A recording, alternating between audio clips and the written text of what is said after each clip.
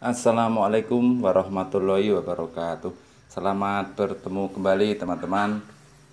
Melanjutkan pembahasan kemarin mengenai tata kelola bus, yang mana pada pertemuan terdahulu kita sudah membahas ada buku kas umum atau K3, buku kas tunai atau K4, buku kas bank atau K5. Untuk buku kas umum, tentu hal yang perlu saya ulas kembali adalah bahwa untuk saldo yang terakhir pada masing-masing bulan kita harus mengingat bahwa saldo kita pada awal tahun mempunyai saldo silpa tahun 2000 sebelumnya, atau pada tahun 2019 ada saldo silpa yang harus kita belanjakan nanti pada triwulan 4. Maka dari itu saya ingatkan kembali bahwa untuk saldo masing-masing bulan, tentu saldo silpa tahun 2019 jangan sampai kita belanjakan, karena di sini saldo adalah saldo tunai. Untuk bulan Maret ini saya berikan contoh, saldo silpa tahun 2019 adalah 2.885.300. Di sini sudah saya tandai. Kemudian jika saldo di bulan Maret adalah 3.920.171, maka saldo sebenarnya pada bulan Maret atau saldo tahun 2020 adalah Rp1.034.871. Dan perlu kita ingat lagi bahwa pada saldo tunai, saldo 2020 ini juga termasuk di dalamnya adalah saldo tunai dan saldo pajak. Baik, untuk kas tunai juga harus sama. Kita ingat saldo silpa tahun 2019 harus juga jangan sampai kita belanjakan. Di sini untuk saldo tunai tahun 2019 ada 2.885.300 atau saldo silpa. Kemudian saldo di bulan Maret tahun 2020 anggaran tahun ini adalah hanya Rp220.900. Kenapa berbeda dengan buku kas umum? Karena di buku kas umum ini di dalamnya termasuk pajak yang belum dibayarkan. Baik, untuk kas tunai dan kas umum. Kemudian selanjutnya untuk buku K5 atau kas bank, walaupun sebelumnya pada pertemuan kemarin belum pernah kita bahas, namun di sini tidak perlu saya bahas secara khusus karena buku kas bank atau K5 sifatnya hanya menyalin dari buku bank atau buku giro yang kita punya. Jadi saya rasa kita tidak perlu memerlukan pembahasan khusus karena sifatnya hanya menyalin dan itu adalah hal pekerjaan yang mudah. Baik, untuk kali ini saya akan lebih fokuskan kepada pembahasan mengenai bagaimana cara membuat buku kas tunai, buku kas pajak atau kas 6. Buku kas pajak sumbernya adalah mengambil data transaksi yang kita lakukan, yang kita tuliskan di dalam buku kas umum. Sama halnya seperti buku kas tunai dan buku kas bank, K4 dan K5. Dasarnya kita mengambil semua transaksi yang ada di dalam buku kas umum. Buku kas pajak, karena pada tahun anggaran sebelumnya kita mempunyai saldo pajak atau pajak yang belum kita bayarkan, maka di sini saldo bulan lalu kita mempunyai saldo sebanyak Rp105.600. Di sini bisa kita ambil dari K3 atau BKU di bulan Januari. Di sini ada saldo atau pajak yang belum disetor pada tahun 2019 adalah jumlahnya ini Kalau kita jumlah ada 105.000. Kita coba dimasukkan di sini ada 105.000. Jadi masing-masing kita pisahkan jenis pajaknya. Selanjutnya kita teruskan ke bulan yang kedua atau Februari. Di bulan Februari ini terjadi banyak transaksi atau kegiatan. Kita lihat di BKU nantinya.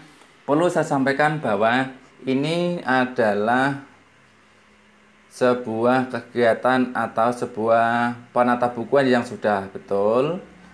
Di sini di bulan Maret ada beberapa pungut yang kita ambil di bulan Februari, ada beberapa kegiatan. Kemudian di sini kita pisahkan di masing-masing jenis pajak. Selanjutnya untuk di bulan Maret juga sama. Di sini ada beberapa pungut pajak, kemudian kita masukkan di dalam pembukuan sesuai dengan jenis pajaknya. Namun bagaimana caranya? Kita mulai dari sini. Di bulan Januari sudah, kemudian di bulan Februari. Ini adalah kegiatan yang sudah selesai kita lakukan. Jadi saya coba untuk menghapusnya biar teman-teman mengetahui alurnya atau prosesnya. Di sini akan saya hapus dulu. Misalnya saya hapus beberapa saja, nanti biar tidak memakan waktu lama. Ini juga akan saya hapus dulu.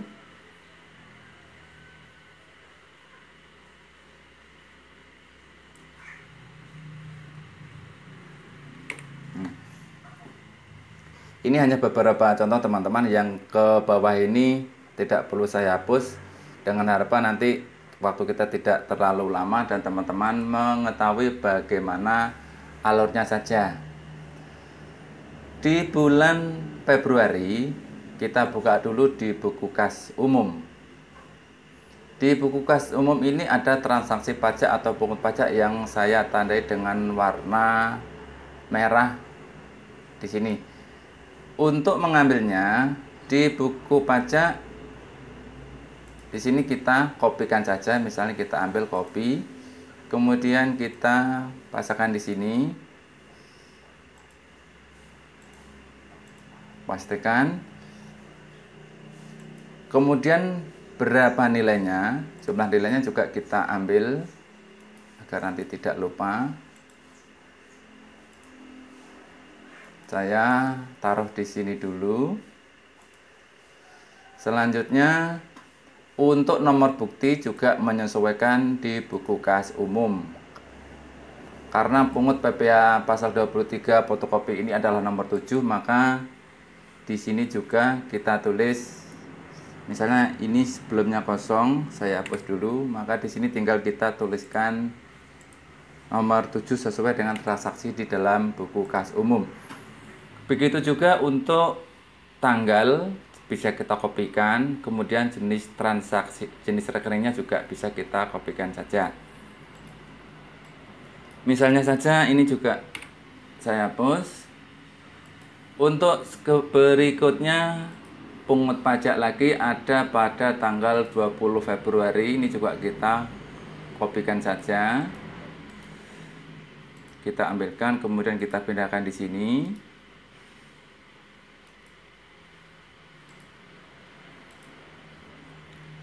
Selanjutnya nilai uangnya langsung kita kopikan saja. Kita pindahkan di sini dulu. Selanjutnya untuk nomor transaksi di sini adalah nomor 8, maka kita tuliskan saja nomor 8. Ini juga nomor 8.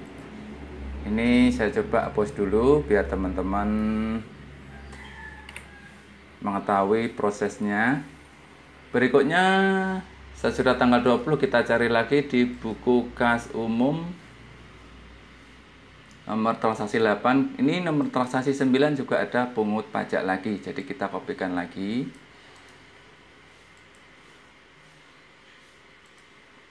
Kita pastikan di sini. Jangan lupa nilai pungutnya berapa kita ambil dulu.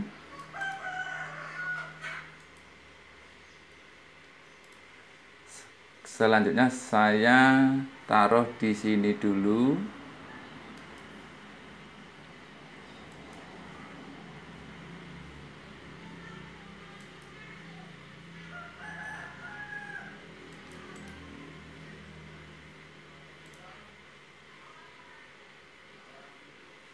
Selanjutnya ini tadi adalah transaksi nomor 9, jadi kita tulis 9.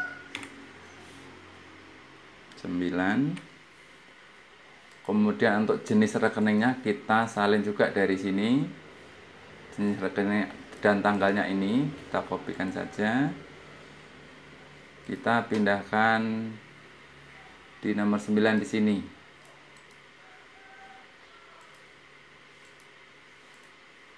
Nah, ini sama.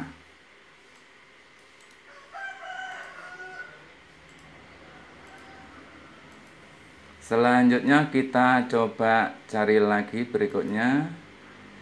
Dari nomor 9, kemudian di sini ada lagi transaksi. Kita ambil semuanya dulu, ada 3 kegiatan.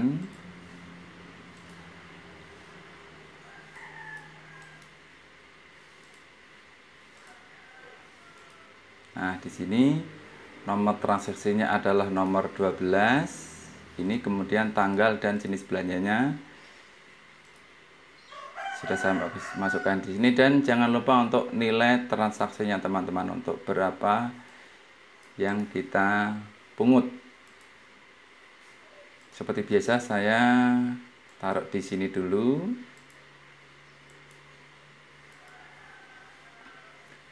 Untuk langkah berikutnya adalah sama, kita tinggal mengopi atau menyalin, kemudian kita taruh di buku kas pajak. Di sini juga ada kegiatan setor. Ini sudah saya ambil dan sudah saya taruh di sini, setor pajak. Kemudian untuk bagaimana cara kita memasukkan di dalam masing-masing jenis. Caranya adalah di sini ada PPh pasal 23, maka nilai 120 ini kita masukkan di dalam pasal 23 di sini. Selanjutnya nilai ini juga pasal 23 kita tulis manual saja. Kemudian ada lagi 261 ini insentif guru, PPh pasal 21 kita masukkan di sini. Kita kopikan saja PPh pasal 21 di sini. Oke, kemudian PPN kita kopikan juga di sini. PPN di sini.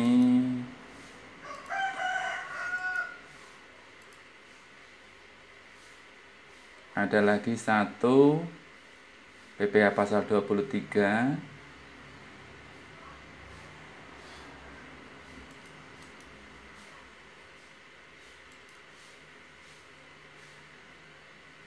PPh pasal 23.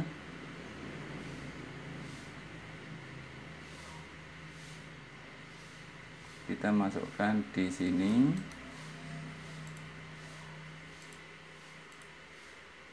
Nah, di sini teman-teman. Untuk langkah berikutnya sama. Perlu kita ketahui bahwa jenis-jenis pajak di sini ada PPN, PPh pasal 21, 22, 23 dan pajak daerah. Untuk pajak daerah khusus di sini adalah konsumsi rapat atau konsumsi rapat. Pajak daerah ada 10%, maka kita tuliskan sesuai dengan kolomnya.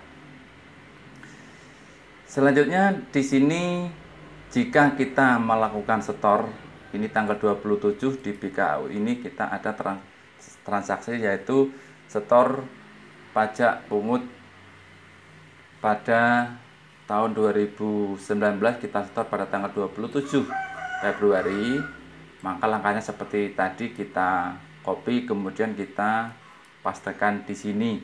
Namun hal yang perlu saya sampaikan adalah untuk pungut ketika kita masukkan di dalam masing-masing kolom, maka secara otomatis dia akan menjumlah, dan untuk mengeceknya di sini ada jumlah sesuai dengan jenis masing-masing. Selanjutnya untuk pengeluaran di sini tetap kita tulis manual. Sebagai contoh, saya hapus dulu ini.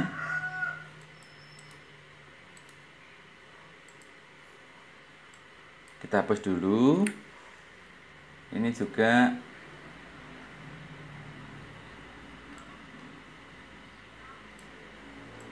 saya hapus dulu.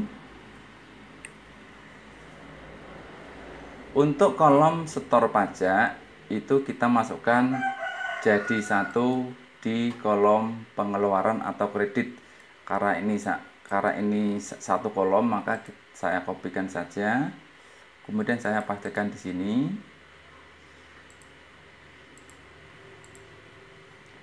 Selanjutnya untuk memisahkan di masing-masing jenis, maka di sini kita tuliskan kode masing-masing jenis pajak.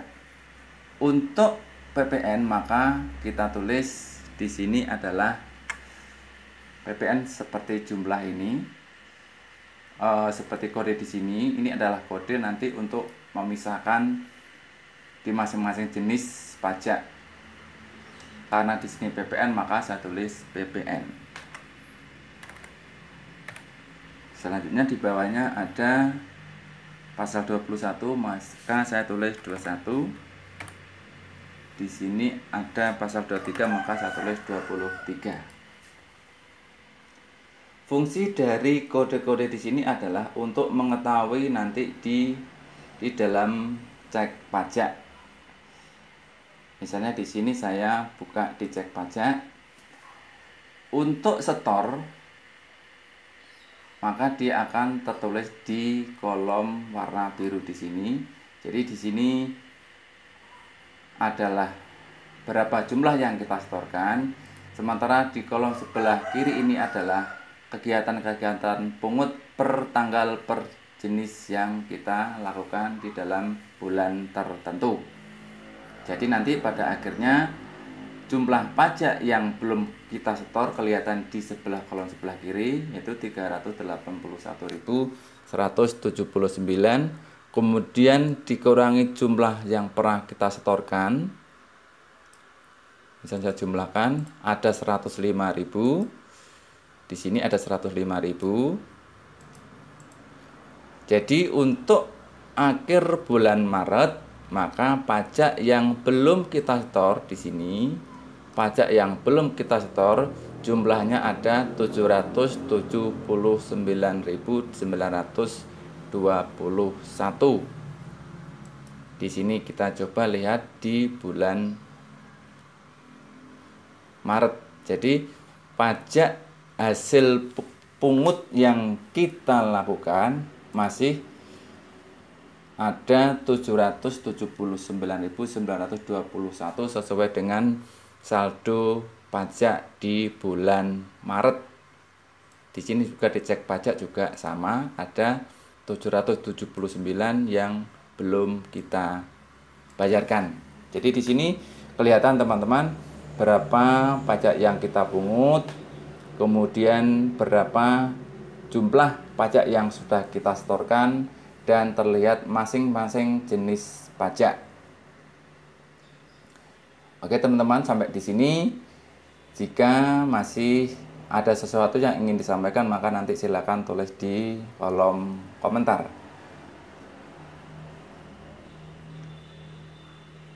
Pada pertemuan yang lalu, waktu kita membahas buku kas umum,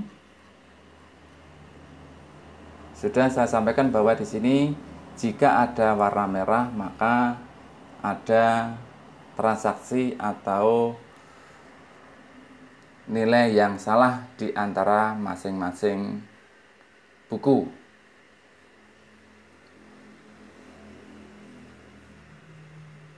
Karena ini masih ada yang merah, tentu ada yang salah. Karena di buku kas umum ini masih ada warna merah, berarti ada salah satu transaksi yang salah. Kita coba dulu. Seharusnya saldo adalah jumlahnya 3.800.000 sekian ini. Karena masih ada selisih, maka kita coba dulu selisihnya berapa untuk mencari di mana kira-kira pembukuan yang mengalami kekeliruan. Ternyata selisihnya adalah 24.000. 24.000 ini kita coba, biasanya ditarik pajak di buku pajak mungkin ada yang kelewatan. Nilai pungut yang 24.000 kita cari. Ini ada nilai. Nah, ternyata teman-teman di sini mengalami kesalahan di dalam penempatan. Jadi 24.000 ini kita masukkan di dalam PPh pasal 21. Selanjutnya untuk PPN di sini ternyata salah penempatan. Kita copy PPN, kemudian oh iya, ini PPN-nya di sini.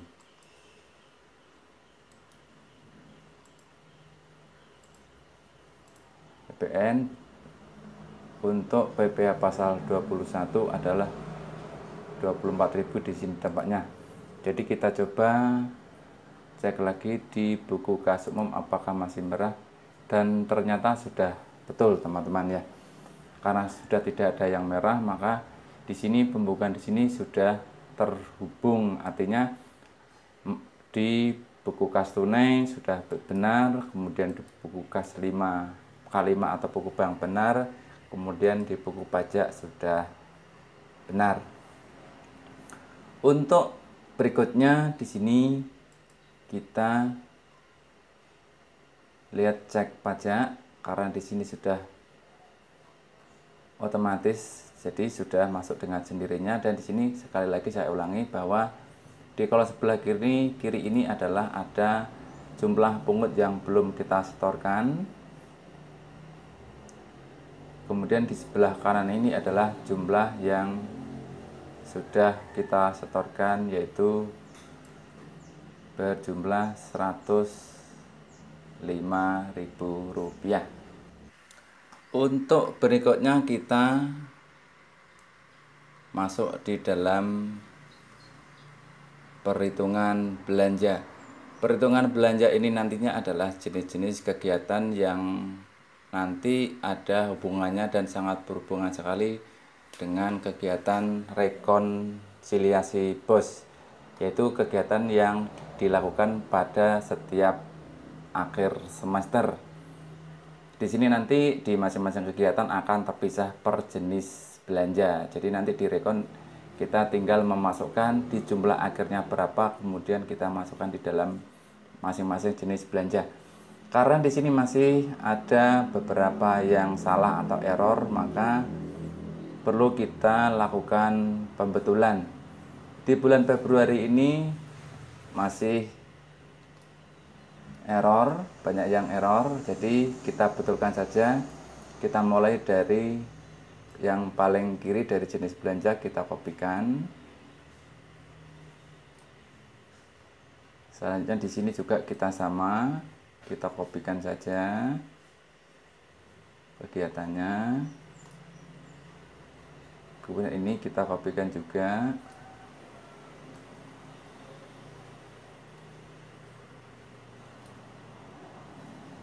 Nah, di sini sudah benar. Selanjutnya sama untuk bulan Maret, kita kopikan rumusnya juga.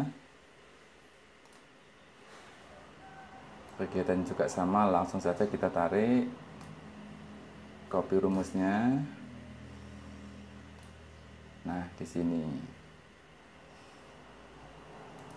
Jadi untuk triwulan 1, jenis belanja atau kegiatan yang kita laksanakan dalam periode 3 bulan, yaitu Januari sampai dengan Maret, berjumlah 27.769.050 rupiah, terbagi menjadi, di sini ada belanja pegawai jumlahnya 7 juta sekian. Selanjutnya ada belanja barang dan jasa terbagi lagi menjadi persediaan, pemeliharaan, perjalanan dinas, barang jasa lainnya di sini. Selanjutnya untuk belanja modal dibagi menjadi 3 jenis, yaitu peralatan dan mesin, aset tetap lainnya, gedung dan bangunan di sini. Jadi nanti di dalam rekon tinggal kita memasukkan di masing-masing jenis belanja. Baik, untuk buku K6 atau pajak, saya rasa teman-teman sudah jelas, dan apabila masih mengalami ada sesuatu yang perlu ditanyakan, silakan tulis di kolom komentar. Dan untuk pertemuan selanjutnya mungkin kita akan membahas mengenai seperti yang sudah saya sampaikan tadi, rekonsiliasi pos. Jadi kegiatan apa rekon pos itu mungkin pada pertemuan yang akan datang akan saya sampaikan. Dan bila teman-teman menginginkan file dari video ini, nanti silakan download di kolom deskripsi. Nanti di sana akan saya sediakan link sehingga teman-teman bisa mengambil atau mengunduh file tersebut. Demikian yang bisa saya sampaikan, semoga bermanfaat. Wassalamualaikum warahmatullahi wabarakatuh.